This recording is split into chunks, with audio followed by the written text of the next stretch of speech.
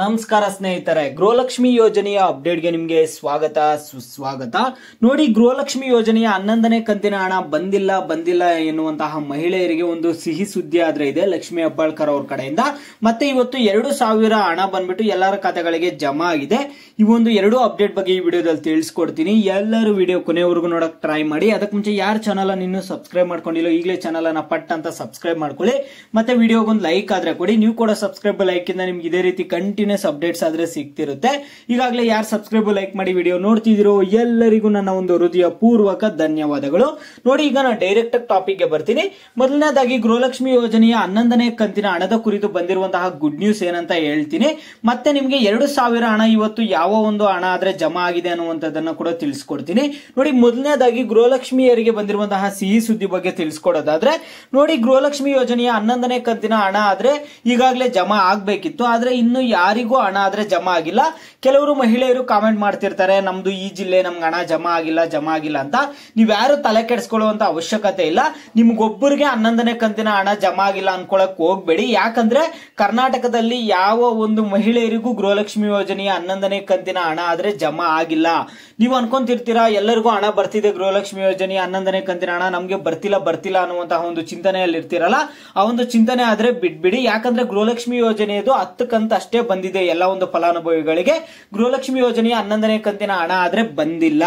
ಈಗ ಬಂದಿರುವಂತಹ ಸಿಹಿ ಸುದ್ದಿ ಏನಂದ್ರೆ, ಲಕ್ಷ್ಮಿ ಹೆಬ್ಬಾಳ್ಕರ್ ಅವ್ರ ಕಡೆಯಿಂದ ನಿಮ್ಮೆಲ್ಲಾ ಫಲಾನುಭವಿಗಳಿಗೆ ಬಂದಿರುವಂತಹ ಒಂದು ಭರ್ಜರಿ ಗುಡ್ ನ್ಯೂಸ್ ಬಗ್ಗೆ ತಿಳಿಸ್ಕೊಡೋದಾದ್ರೆ, ಈಗ ಲಕ್ಷ್ಮಿ ಹೆಬ್ಬಾಳ್ಕರ್ ಅವರು ಏನ್ ಹೇಳಿದ್ದಾರೆ ಅಂದ್ರೆ, ಗೃಹಲಕ್ಷ್ಮಿ ಯೋಜನೆಯ 11ನೇ ಕಂತಿನ ಹಣ ನಾವು ಈಗಾಗಲೇ ಬಿಡುಗಡೆ ಮಾಡಬೇಕಿತ್ತು.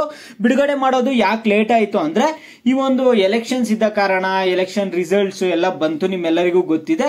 ಈ ಒಂದು ಕಾರಣದಿಂದ ಬಿಡುಗಡೆ ಮಾಡೋದು ಲೇಟ್ ಆಯ್ತು. ನಾವು ಆದಷ್ಟು ಗೃಹಲಕ್ಷ್ಮಿ ಯೋಜನೆಯ ಹಣ ಬಂದ್ಬಿಟ್ಟು ಇದೇ ವಾರದಲ್ಲಿ ಒಂದು ಗೃಹಲಕ್ಷ್ಮಿ ಯೋಜನೆಯ ಹಣ ಆದ್ರೆ ಬಿಡುಗಡೆ ಮಾಡ್ತೀವಿ. ಬಿಡುಗಡೆ ಮಾಡಿದ್ಮೇಲೆ ಮುಂದಿನ ವಾರದಲ್ಲಿ ಗೃಹಲಕ್ಷ್ಮಿ ಯೋಜನೆಯ 11ನೇ ಕಂತಿನ ಹಣ ಬಂದ್ಬಿಟ್ಟು ಎಲ್ಲರ ಖಾತೆಗಳಿಗೆ ಜಮಾ ಆದ್ರೆ ಆಗುತ್ತೆ ಅಂತ ಹೇಳಿದ್ದಾರೆ.